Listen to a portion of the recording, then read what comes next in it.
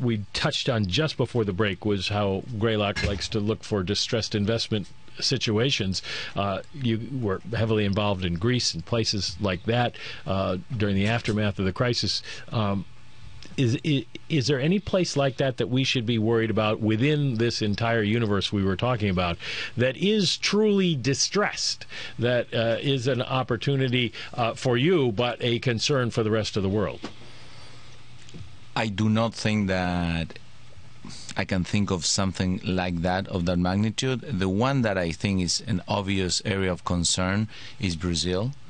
It's a large country. It's one of the largest EM economies. I think it's suffering from a mixture of politics linked to government corruption and obviously drop of commodity prices. And I think that that is a place where the headlines are likely to get much worse than they are even now. Well, what happens to Brazil going forward? Do they continue to fall? Does the economy continue to worsen? Does Rousseff stay in office? What's your scenario? That's an interesting. I think that obviously there are a lot of people that are calling for her impeachment. It's a typical situation where you have a weakened president that maybe it's better just to leave her to complete the mandate, and therefore the PT, there's a ruling party, lose the election.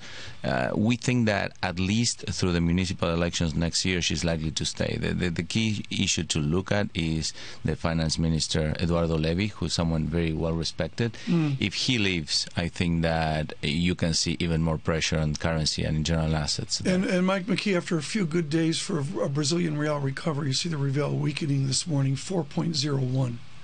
on the Brazilian real as well. I wonder if you could define for us what these currency movements express about the overall story, less about the fears of 1998, but more what we saw in Ecuador ages ago or in 1994. Currency markets tell us something.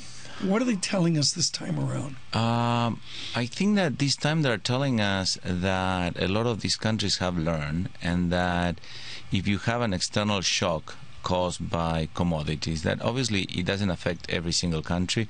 Not every emerging market is a commodity exporter. Some of them are importers and are benefiting of this situation. But countries have switch a lot of their financing into local currency. They have built reserves and they have flexible effects.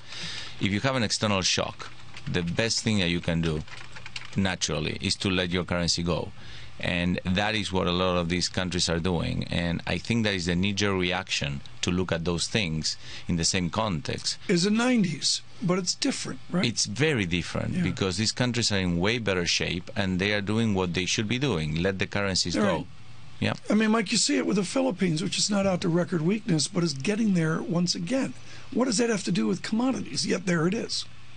Well, that's basically kind of what you were telling us, that this is the commodities have overreacted and people are overreacting to the commodities move.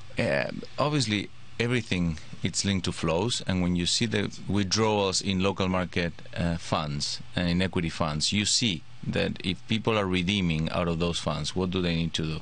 Sell the assets and turn it back into dollars. One thing that for me is interesting in Brazil, if you look at where it's trading now, it was trading close to these levels when Lula was first elected, and at that point in time, everyone was panicking that Lula ultimately turned out to be a pretty decent president. But what I'm trying to say is that Brazil was in complete disarray when the last time it was at 4. And now it's at 4, and yes, it's in trouble, but it's not the same level of panic. Diego, thank you so much. Diego Ferro with us with Greylock. Thrilled to get him in with some basically important telling emerging us, market. take a breath, everyone.